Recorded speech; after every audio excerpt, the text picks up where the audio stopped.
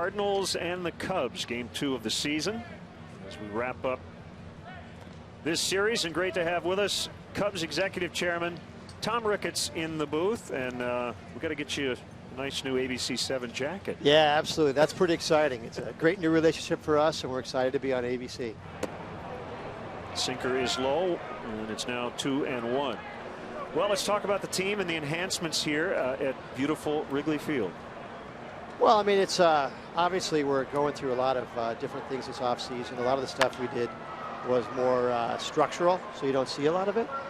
But this year, obviously the bleachers will be coming online here shortly. Left field and center field will be in by May, and then by June we'll have right field all finished. So fans will see a new bleacher, and but other than that, a lot of it's really structural and just trying to make sure this park will stay around for 100 years. Well, lifted into right, and it's going to drop down. That's the first hit of the ball game. Little lob wedge single for a career 065 hitter. That's a number. Yeah, how about that? Something off the end of the bat. Soler was playing about as shallow as you could possibly play a major league hitter, but still wasn't able to find a little empty real estate out there in shallow right.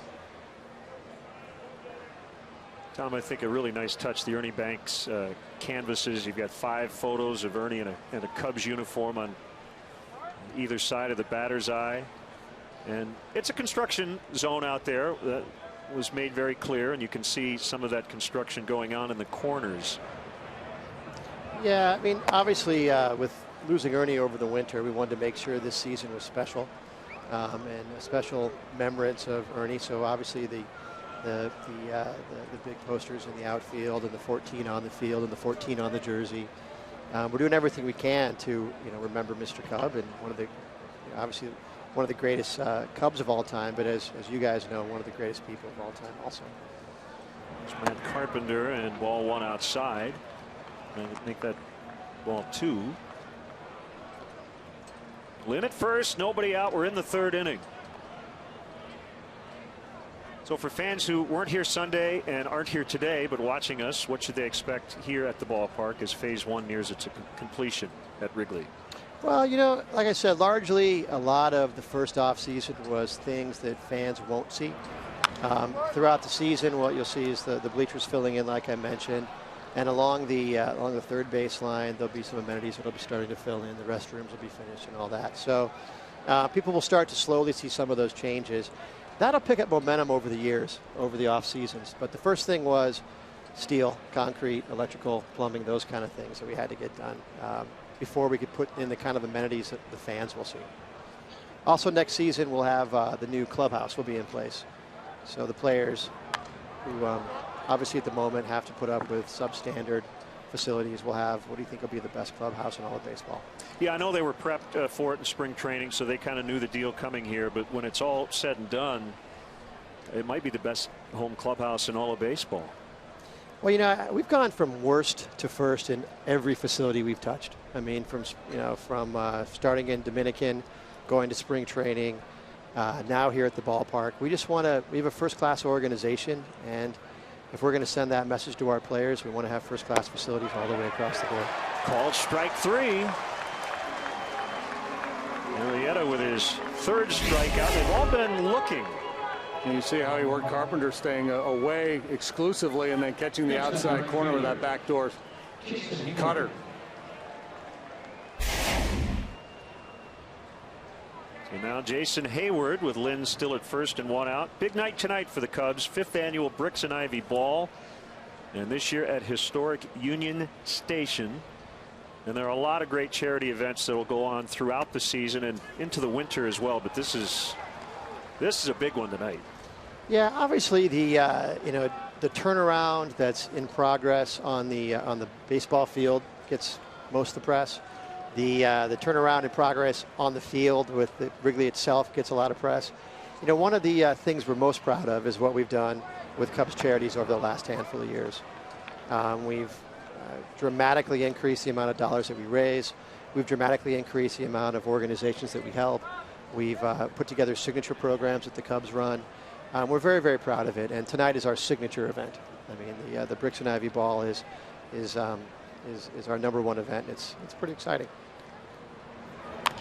There's a bouncer. Lynn got off to a late start. They will get 1, and that's it. So Hayward will take over there. And once people found out you guys were on the on the docket tonight, it sold out in a heartbeat. I was going to ask you, it's an 80s theme. Have you got an 80s costume you're going to honestly, I don't have an 80s costume to wear. Maybe I'll dig up an old jersey or something.